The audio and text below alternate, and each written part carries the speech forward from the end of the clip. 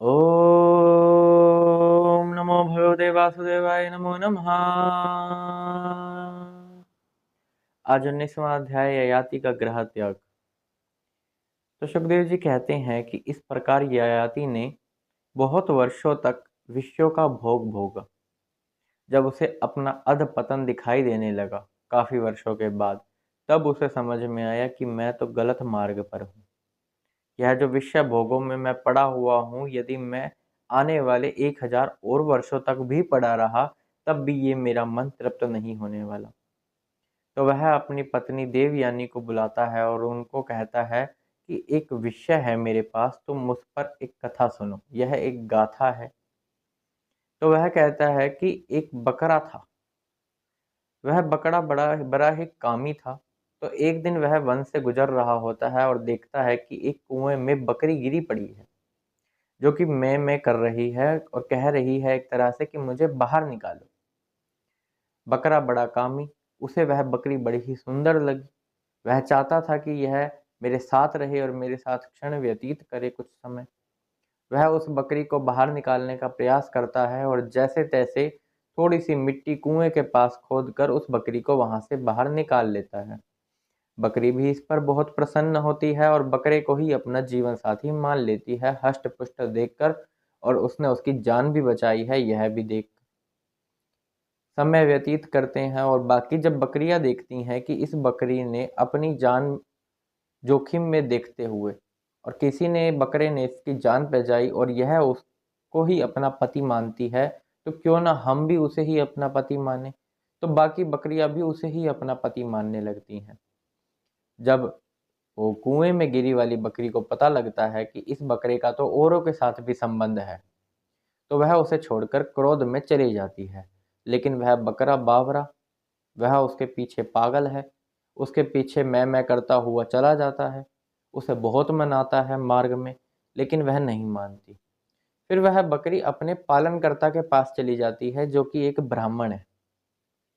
उस ब्राह्मण के पास जाती है और रोती है कि मेरे साथ यह सब हुआ है। वह ब्राह्मण उस बकरे के अंडकोश काट देता है।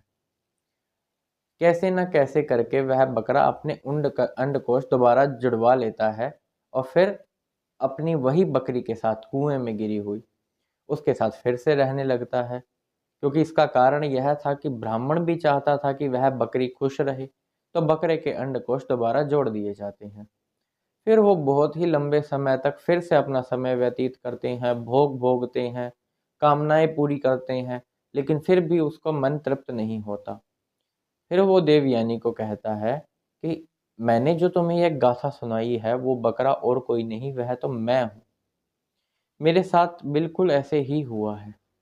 मैंने काम वासना के चक्कर में अपने मन की कामनाओं को पूर्ण करने के लिए, अपनी इच्छाओं की तृप्ति के लिए ये सब भोग भोगने शुरू करे। यहाँ तक कि मैंने इतना भी किया कि अपने ही बेटे की जवानी उससे छीन ली और उसे अपना बुढ़ापा दे दिया।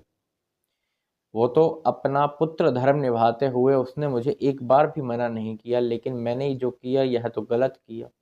अब मुझे अपना अधपतन दिख रहा है और मैं जिस चक्कर में पड़ा हुआ था यह तो बिल्कुल ही गलत था।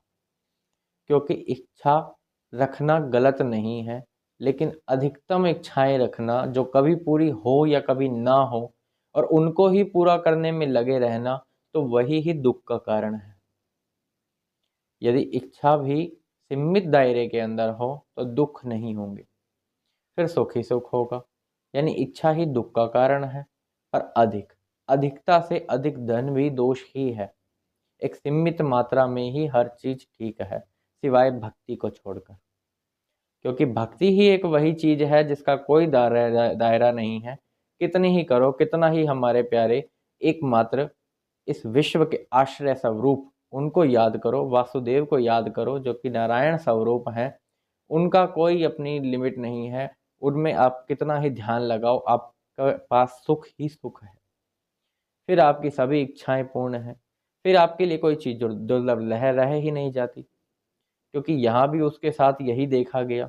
इतने लंबे समय बाद ही सही, लेकिन उसे ध्यान तो आया कि जो मैं कर रहा हूँ वह गलत है। तो वह देवयानी को कहता है कि बस अब बहुत हुआ, अब मैं इसके आगे विषय भोग नहीं भोगने वाला।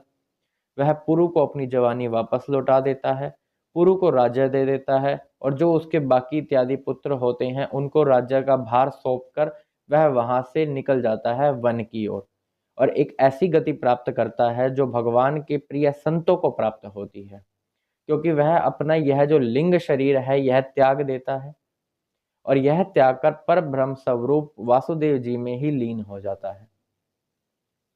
जब यह सब देवयानी को गाथा सुनने को मिलती है तो वह भी समझ जाती है कि यह बस कोई हंसी मजाक नहीं है। यह जो शरीर है यह तो वासनाओं का पुतला है, कितनी मर्जी भोग लो, कितनी मर्जी इच्छाएं रख लो, लेकिन ये मन कभी तृप्त ही नहीं होता। यहाँ तक कि वह इतना भी बताती है कि यदि हम किसी सज्जन के पास बैठे हुए हैं, चाहे वो हमारी माँ है, बेटा है, भाई है, बहन है, पत्नी है, तो उसके पास बैठे हुए भी हमारी कोई ना कोई इच्छा ही जागृत हो जाती है। वह भी सारी आसक्तियों को छोड़कर उन्हीं पर ब्रह्म स्वरूप परमात्मा में ही लीन हो जाती है, श्री कृष्ण में ही तन्मय हो जाती है और अपना शरीर भी त्याग कर श्री कृष्ण भगवान में ही लीन हो जाती है और उन्हें ही हाथ जोड़कर कहती हैं, हे सर्व अंतर्यामी एकमात्र इस विश्व के आश्रय, मेरा आपको प्रणाम है, आप ही अनंत हैं, आप ही सत्य हैं।